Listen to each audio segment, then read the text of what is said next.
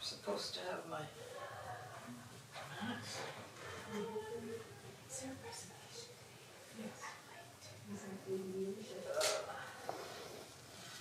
I hope you can still hear me through the mask. Yes. Hello and welcome. I'm happy to see this big group. So my reason for this talk is really to open up some discussion about current food issues and wellness issues, and to share what I have discovered.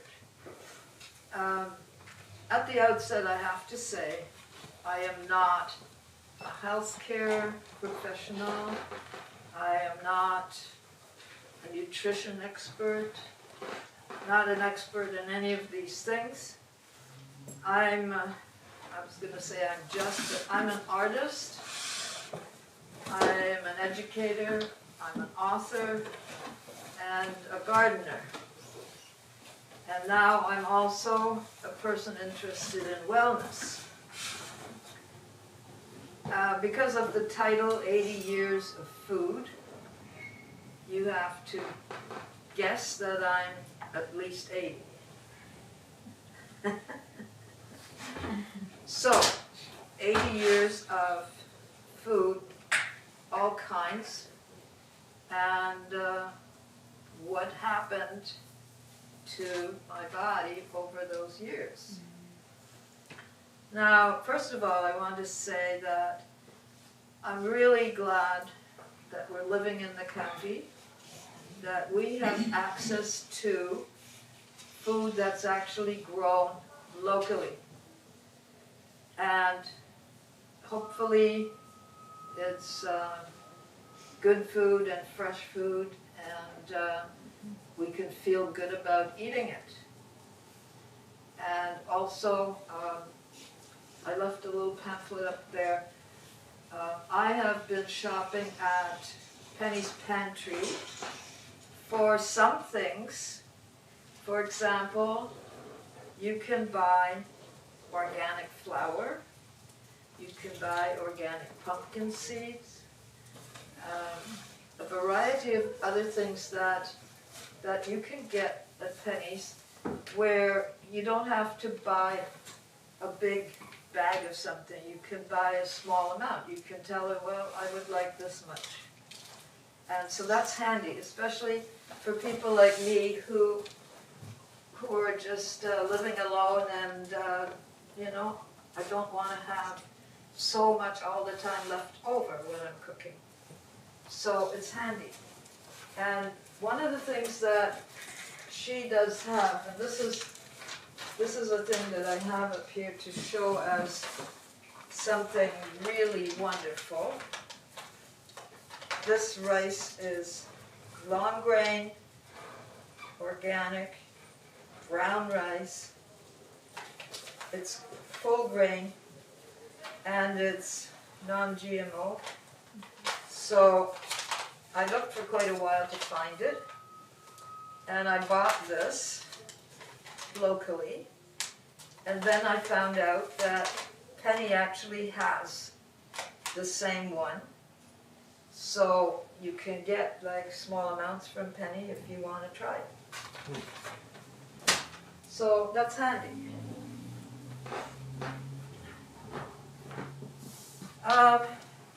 So I've had an intrigue with food most of my life. Generally, I've been going by taste. Taste kind of directed me in my choices.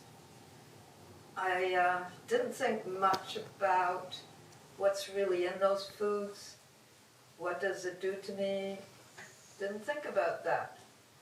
So I've had maybe 65 years of just not paying any attention.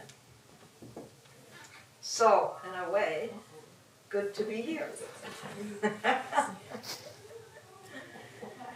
So I've had an intrigue with food about the taste, also about the preparation, I really enjoy preparation of food.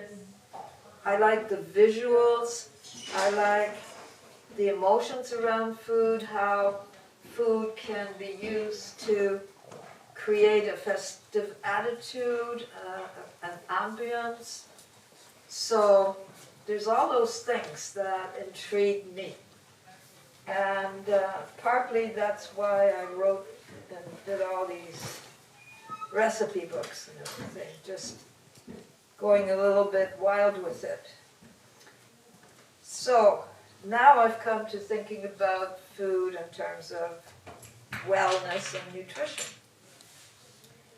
There's a lot of talk nowadays about chronic disease, inflammation, diabetes, all these different things that can happen. But, you know, a lot of people tell you, even the doctors might tell you, if you complain about something, they say, oh, well, you're old, you know. You're old, so therefore you're going to have these things. And to me, that's not health care. So that's sick care. So we want to think about things a little bit more positive. And so I decided I wanted to kind of just take action on my own about what is good for me. And I don't want to really, I'm not trying to live to 100 like the Blue Zone people. I'm not trying for that. But I feel like the time that I have here, I want to be well, I want to enjoy it, I have things to do, right? I want to be able to just be free and do these things. I don't want to be feeling sick. I don't like being sick. So, that's why I decided to kind of look into things more. So this is a story about my life experience with food and influences. And as I said, I'm fortunate that over the time that I've had, I haven't really had a lot of visits to the doctor. I haven't had really serious things that I had to deal with. I mean, everybody gets certain things like a flu or whatever, knock you out a bit. But my doctor always says to me, why are you here? You're too healthy. I said, yeah, but I want to be sure. I want to find out, you know, what I'm feeling. Is this the way it's supposed to be? Anyway, the only meds that I've been on through my 60s and 70s was B12. And I hear that it's a common thing for people who are getting older, that your body doesn't want to absorb it from the food, so I have to get shots. I just had one today. And so I have to make sure that I have an appointment for that every month to get that vitamin. But other than that, I didn't have anything that I had to take. But I decided on my own to take vitamin D3. Maybe you've heard about it? Yes. It's the sunshine vitamin. We in Canada don't get enough. And so, I mean, they always said you're supposed to take supplement, but how much? So I found out that 1,000 is like a good dose. It's not overly much, but it's enough to keep your body healthy. So without having the doctor tell me that, I've just been taking that all the time. And now I've tried to get my family to also take it. So, at this point, I have to say, to me it's kind of extraordinary that I reached to this time in my life journey, my food journey, to find out something that's really vital that I didn't know before. And I don't even know if you all know it, so I have to share. But what's happened is that now we have scientific research that has found out new things. And so when you go and search, you find out these things. But what happened to me was I found out differently because I had some stomach issues that I couldn't figure out what was happening, why it was happening, what to do. Eventually, I went to a naturopath. And that's the time when I found out that I have a microbiome. I never heard this word before. Microbiome. Yeah. Do you all know what this is? I'm sorry, you said microbiome? Biome. Biome. Okay. Yeah. Is that the microbial environment in your gut? This one.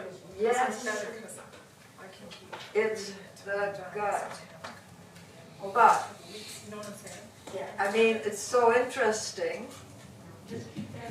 There is, I wrote it on this sheet here, trillions of bacteria, but it's actually hundreds of trillions. It's like the universe, so much of bacteria. And the issue about it is, there's good ones, and there's bad ones. And so, if you don't keep the good ones happy, then the bad ones start acting up and causing trouble. So, the thing is, you need to know that this is happening inside you and how to deal with that. What does the good bacteria want? You need to feed it. So, if you feed it the wrong things, for example, sugar, it's not going to be happy. Now, one of the discoveries that came about through science and created a lot of interest in the media and everywhere was the blue zones. And I just did this sheet so that you can see where they are. I mean, you have to imagine the map in your head.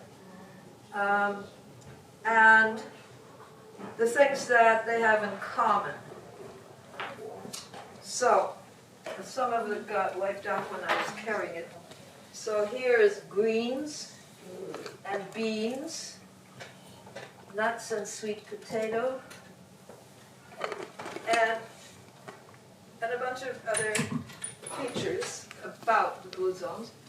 And these are things that are common to all the 5 zones. So, one of the guys who has been studying this was Dan Buettner, who works for National Geographic. And he's gone with it quite a way. If you look it up on YouTube and that, he's got now a cookbook out, the Blue Zones cookbook, and all kinds of information. Now, the thing was, at first, these people all live past 100, and people wonder, well, what is their secret? And these are specific areas in the world where out of the population that they have, too many people live that long and are still active. So they've isolated those areas as blue zones. Who is he again?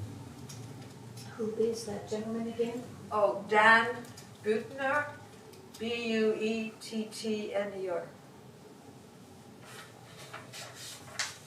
Yeah. But if you Google, just Google blue zones, and everything comes up that you might want to see. Okay, so talking about my 80 years. What I figured out was that it seems that our experience with food firstly depends on our environment and the socioeconomic situation. In other words, access. What do we have access to? So if you don't have access to good food, then, you know, it's going to be hard to eat healthy. So for me, because food was not plentiful when I was a child, I kind of developed a certain relationship with food, how I see it, how I feel about it. I think I formed an early fascination. So let me give you one example about my fascination. I was about 6 years old, something around that time.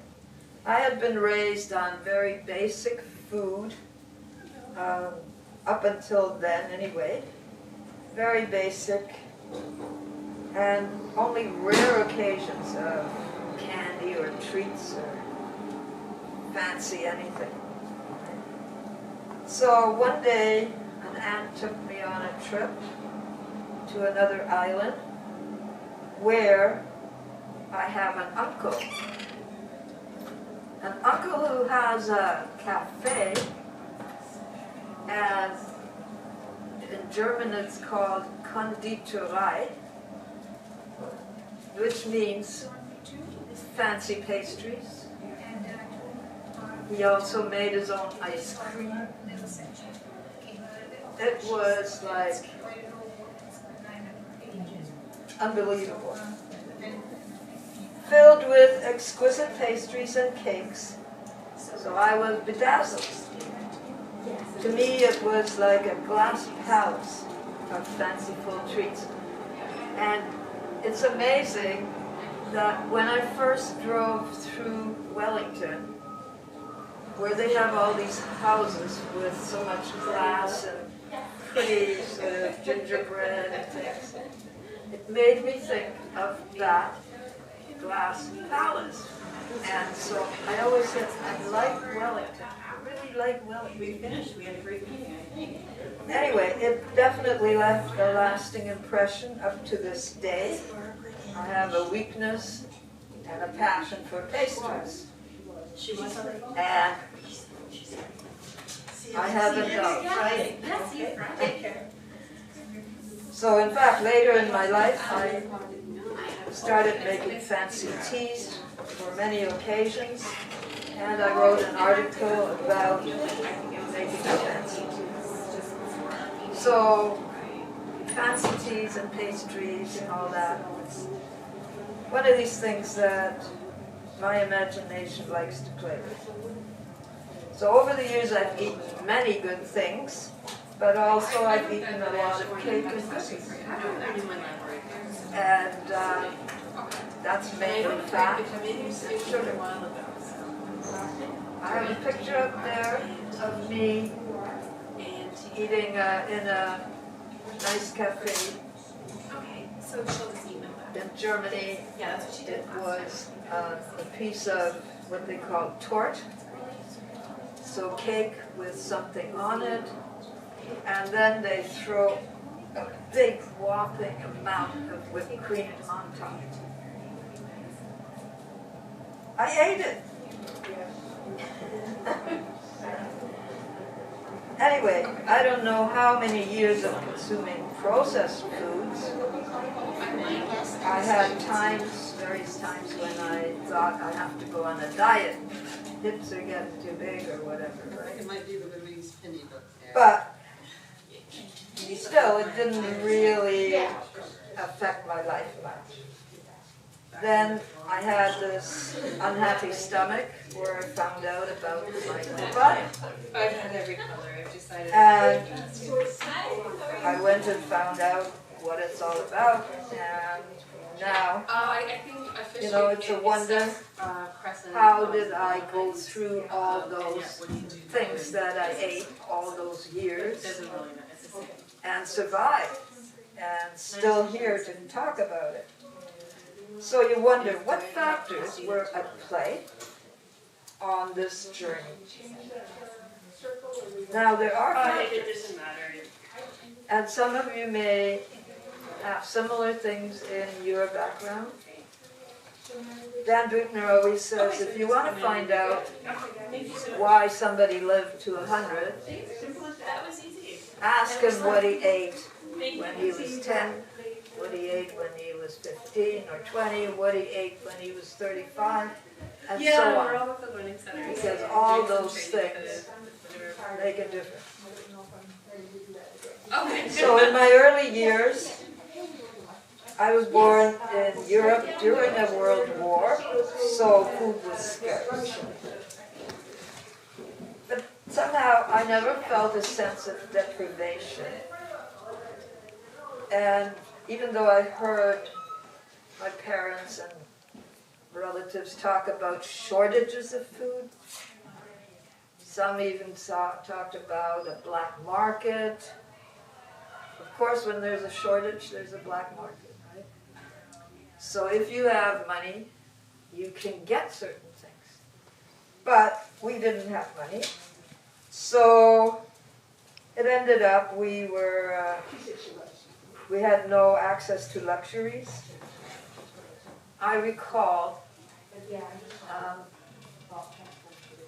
Christmas getting an orange. An orange was something special. We didn't get oranges every day. You know, food was shortage there, and it was not abundant like it is now here. So people here who grow up in this life in abundance, they have no idea what that's like. Sweets were very rare. I remember we had a grocery store across the street. They had some jars of candies. Well, it was a rare occasion when you would get 10 cents to go and buy one candy. So, to me, now when I look back, it was a blessing that we didn't have access to a lot of sweets, because now we know that it's really not good for you. My mother had a small kitchen garden, just for a few little things that she could grow in the summer. And my grandfather had a plot on a community garden, so I helped him a little bit. And so I always liked gardening because it was sort of part of my growing up a little bit. In those days, we had a basic diet because there was no refrigerators. You know, like you can't save things in the fridge. So you only make things that you can eat that day. And we had a lot of root vegetables, things that grow in the season, occasionally small bits of meat, but mainly veggies, basic veggies, for example, beans and lentils and stuff like that. Our bread was mostly this dark rye heavy bread, whole grain. There were no toasters. toasting bread was not something that we knew about until we came here. And we were kind of stunned to find out the bread here was like so soft you could press it and it's just air. So you have to toast it. But anyway, we never really went for that bread. We were used to heavier bread. Also, we had no fast food. Hadn't been invented yet. We didn't have sodas with sugar in it. We didn't even have fruit juice. So, I don't know how we survived. But somehow we made it through and thought everything was tasting good. Breakfast was basically a piece of bread with cheese or honey. Nothing special. Once in a while we would have some oatmeal porridge. But bacon and eggs was not a thing. And so because we never did that, we didn't take it up when we came to Canada. We just kept our own food tastes. So even after we got to Canada, my parents remained thrifty because we didn't have much and we were used to just eating basic. So we were making sandwiches to go to work, sandwiches to go to school, sandwiches of the dark rye bread. So that's how it went until I was actually working. And even when I went to work, I was still doing the same kind of thing, making my sandwiches for lunch. Didn't go having lunch at the cafe or at the restaurant. But one thing that makes a big difference, I think, about those times is that in those days, our food was free from pesticides. And I imagine it was the same way here in those days. And so everything that we had was real food. And nowadays, the doctors tell you, when you say, well, what am I supposed to eat? What to eat? Real food, not too much, and make sure it has fiber. That's what doctors say. So I believe that. So as a working mother, I had not a lot of time, and you know how it is for everybody. You try to find ways to shorten the time and make something quick. I did get quite familiar with hamburgers and French fries. And it was something that, you know, it just tasted good. I don't know why, but anyway, for the family I made meals, but I used a lot of shortcut things like minute rice. Popular minute rice. And they also have minute oats.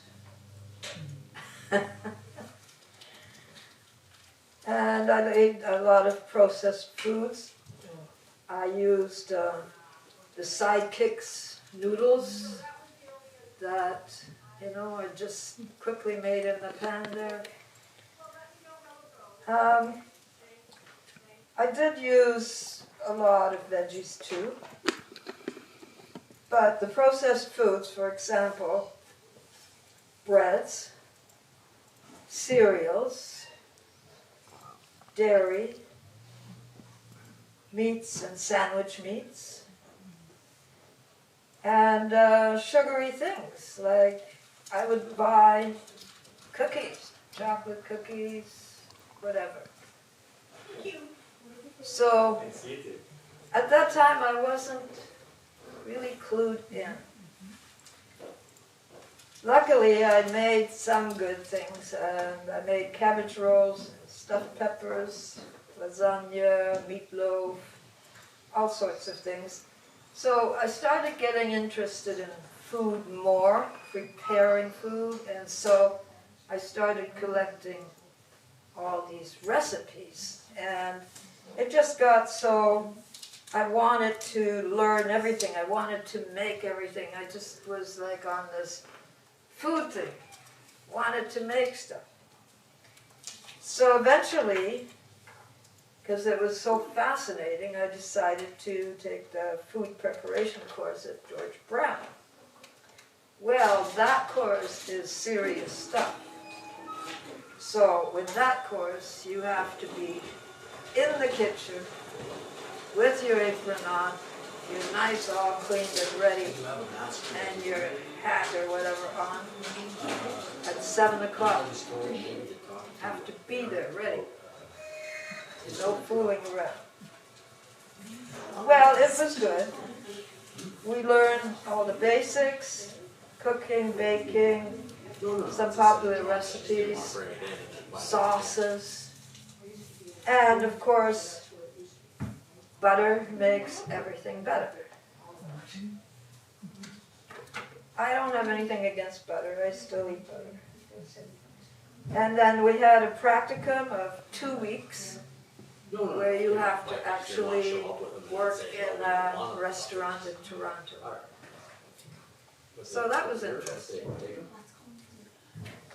So at that point, I was kind of keen about, learning things, making things from scratch. So I started making my own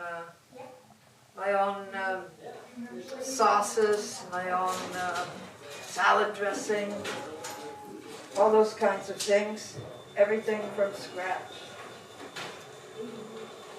And I did not bring my cookbook. I knew I'd forget something. So as an artist, I wanted to see food as something decorative, something fun, something creative. I like to paint still life with fruit and veg, so I did a little painting there.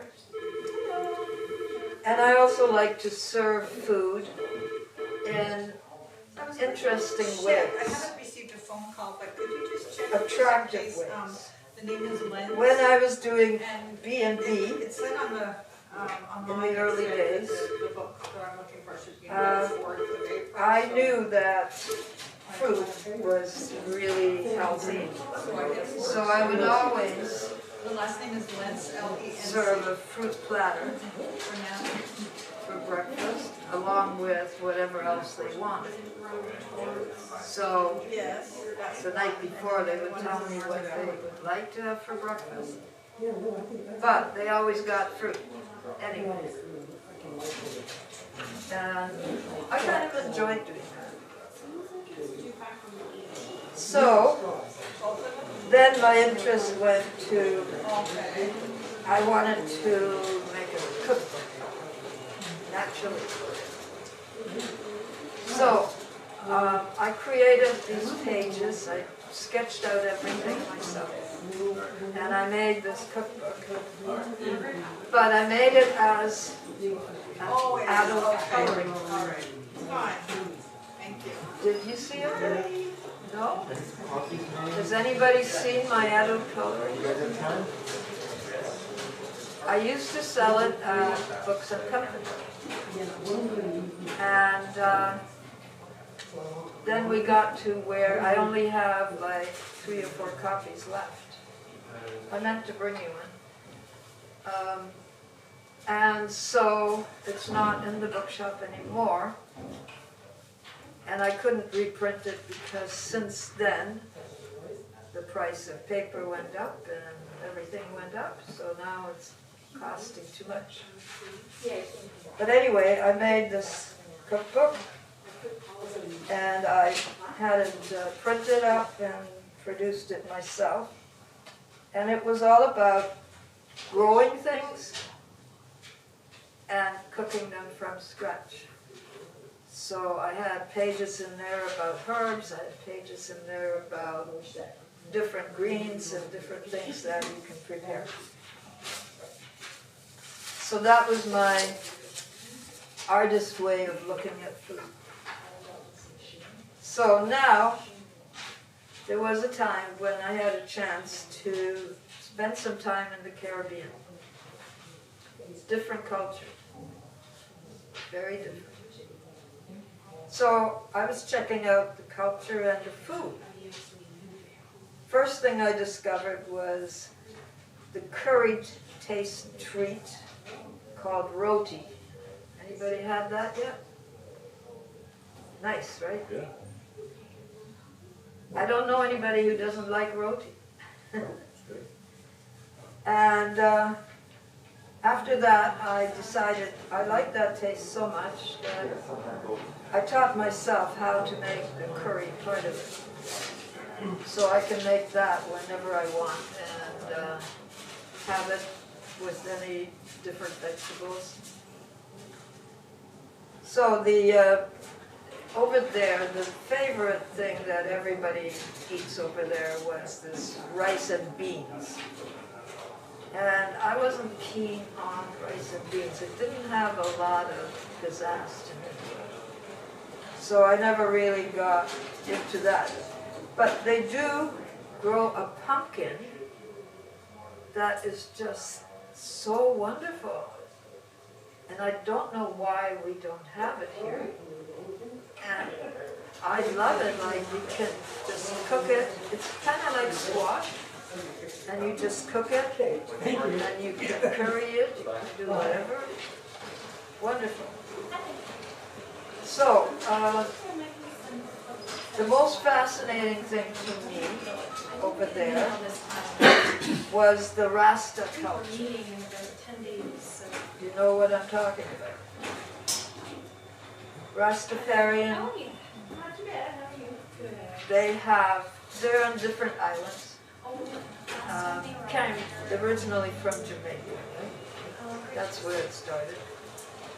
But they have their own culture, their own ways with food.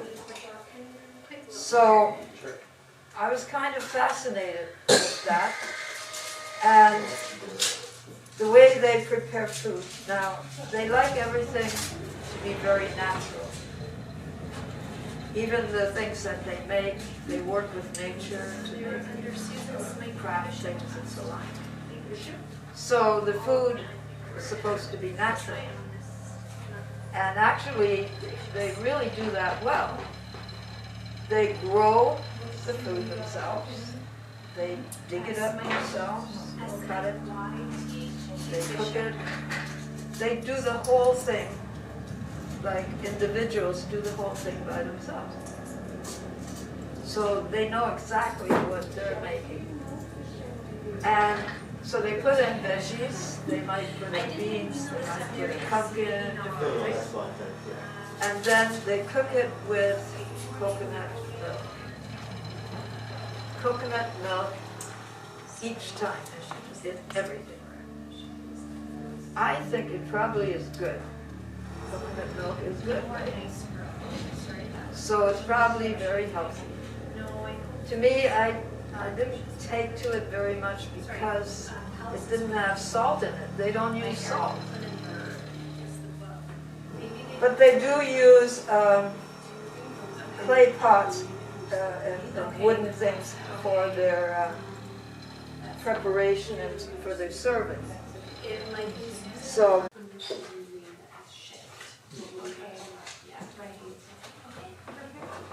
and I think it's very neat that they can just use nature like that to serve everything that they need.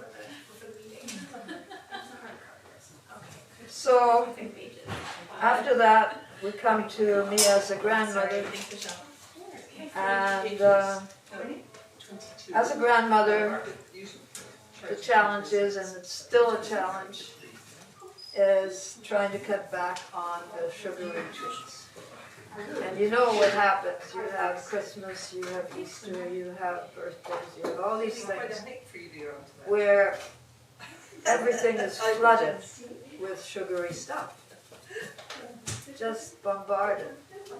And it's really hard to try and say, no, you shouldn't have that. That's Too hard, really. So, to counter that, I try to make vegetable things that she would like. And now she's 16, and she has decided that she is vegetarian. So I'm happy about that. And so for me, it's like, yes, I'm going to make you a nice veggie meal. Even if it's like, sometimes we call it a garden sandwich, where you just have tomatoes and lettuce and cucumber and different things on a slice of bread. So all these things work well. And so the vegetarian scene is like helping to counter the other stuff. And gradually I'm thinking that I'm helping her with showing her all these different things that you can do, that she eventually will take up doing that herself as she grows older, and will have a good vegetarian life. So that's my plan. And we also, I taught her about beans and lentils, how important they are, and we include them pretty often. She even made a soup herself. I showed her different things, how to cut them up, put them in the soup, cook the soup, no problem. And it's healthy. So, speaking of lentils and beans and things, I brought in some of these to show you. These are organic, this is organic, and actually these are very cheap. Very cheap and go a long way. Have you ever used lentils? You've had this one? Okay, what I found out, okay, here's the thing. When you eat white bread, especially, it turns into sugar in your system, and it goes straight to your brain as glucose. So, you have to be careful about that. And so I was trying to do something different that I could eat as bread. That wasn't really bread. You never know, right? I searched, and I found these can be made into bread. So I brought you in a sample. You're not allowed to eat it because of the rules of the library, but that's my lentil bread. Some pumpkin seeds on it. So what's in there, right? So there's lentils and... Oh, organic flour. And yeah, you can get all-purpose too. You can even get gluten-free if you really want to avoid gluten. And I put in eggs because eggs has some nutrition. And of course, a little bit of salt. And I put in lemon, like squeezed real lemon. Do you put a sweetener in No. there? Like nuts? don't think so. I may have put a touch of honey, maybe, I don't know. And what did you do with the lentils? Did they sort of, what, they were cooked? Well, you know how you do the lentils to Yeah. cook, right? You Yes. have to soak them first.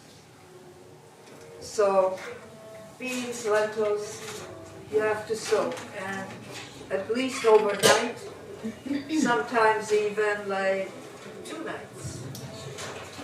Because you want them to kind of open up, be soft. After that, once it's soft and starting to open, then you can, I put mine, I have like a little hand blender, what do you call those things, where you can, it's just a The stick. tubes type thing, and you Immersion. can put it in a cup or in a bowl or something. Anyway, you can, some people use a food processor, whatever, right? So you put it through that and you mash it up. You mash it and you get this mush. And that is what you put in. It's just as if you were making zucchini or banana or whatever. And the first thing I made before the bread, the first thing I made with the mash was a wonderful pancake. Simple and quick.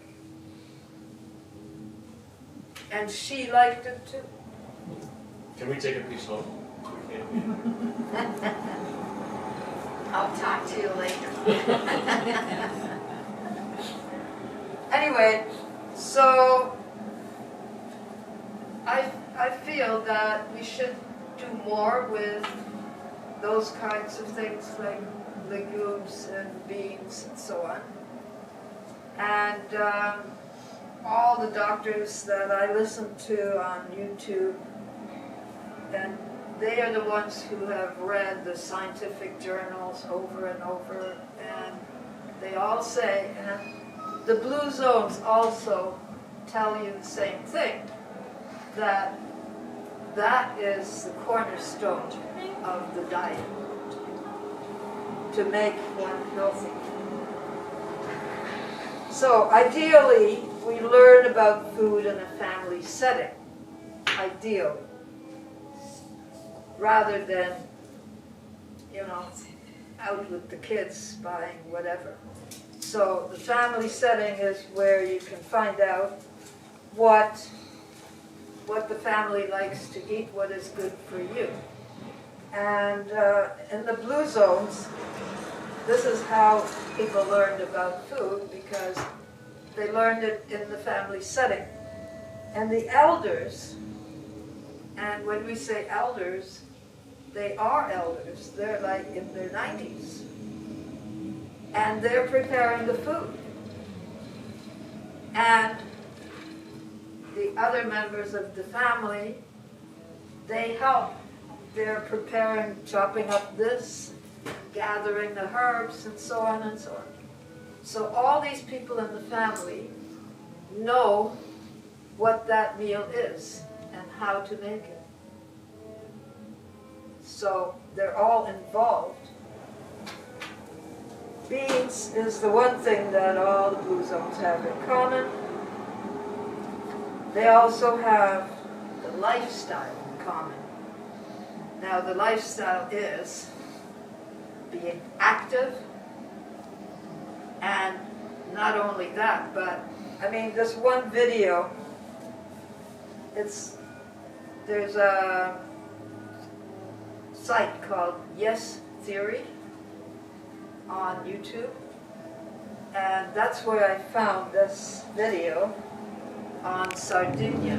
Sardinia is one place that has the blue zone, and these guys, they wanted to do a video, to put on their site.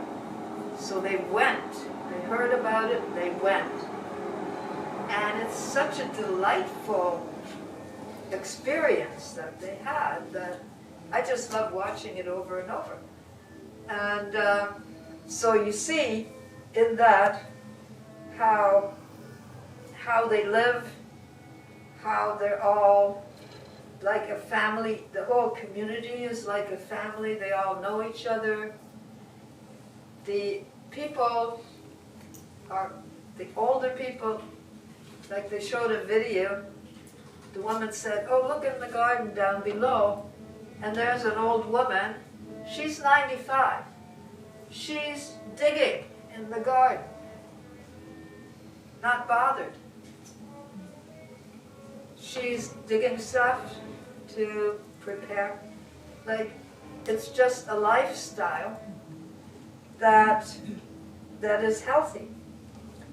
And then after they've eaten, oh, and funny thing was, they make their own wine. And apparently it's very healthy because they make it from the grapes that they grow, and they make it with the skins and the seeds and everything. They stomp around on that so that they get all the benefit out of those grapes. And they drink this wine all day long. Like, it's amazing. So, and then they, after that, they relax, they party, everybody gets together, they have a big meal, they dance. It's just so joyful. So it kind of inspired me. I thought, yeah, we gotta eat some of that food. So we come back to food choices. Nowadays, we know that many ingredients in our foods are sprayed with pesticides, like glyphosate. You all know what glyphosate is? No? You've heard of Roundup? Yeah. That's what it is. Okay. They spray all the big crops, wheat, corn, canola, soy, and so on. And so we know that we should be careful about ingredients in what we buy, and we should avoid processed foods that have those ingredients. Also, these big companies, they make oil that they call vegetable oil.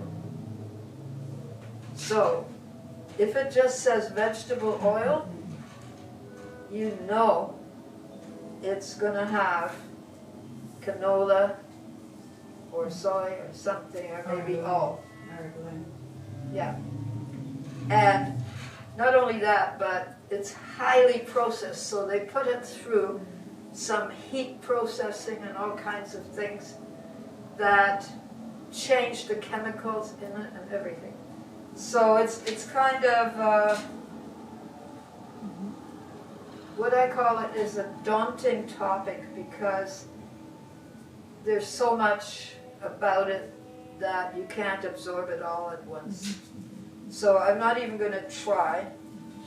But what we do have, and I brought these things to look at ingredients.